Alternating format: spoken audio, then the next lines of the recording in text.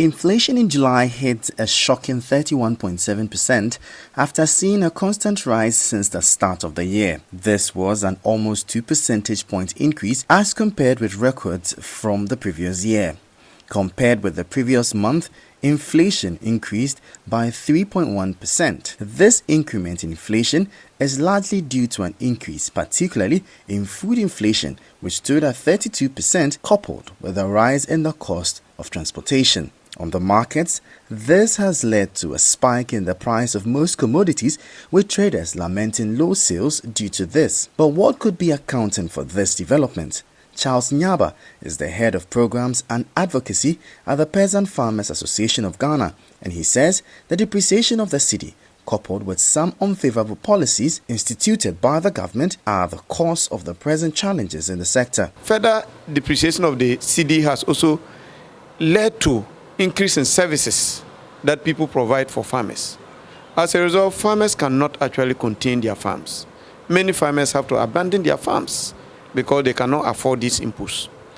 To make matters worse, I think government has also come out with a policy which is indirectly affecting farmers and is likely to worsen our food security situation by banning the exportation of 3 key commodities: maize, rice, and soybeans.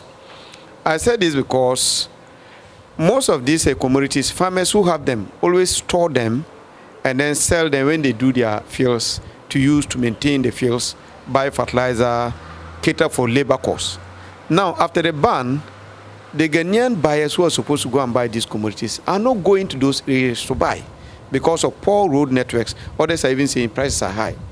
Okay, so you go to places like Chirpane, Gusiegu, Tatali today, people are holding on to their soybeans, they can't get market. Is there any end in sight? And how can the woes of the sector be addressed? What we were expecting from government is to quickly come out with an intervention that will cushion farmers. You know, recently, Yara came out with a program to promote fertilizer usage by giving 18,000 metric tons of fertilizer to farmers.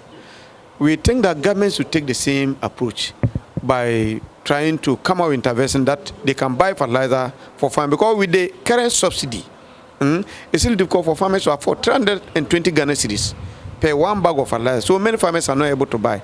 That is one. Two, government brought in tractors to support farmers. But even with the subsidy, farmers still need to pay 257,000 Ghana cedis for 1 tractor. Okay, so most of the smallholder farmers are not able to raise that money. So there should be a way for Ministry of Finance to allow farmers to pay 50%. Okay, and take the tractors when they work, they'll pay the other 50%.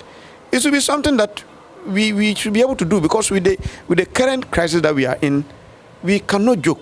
We have no option than to increase investment in the sector.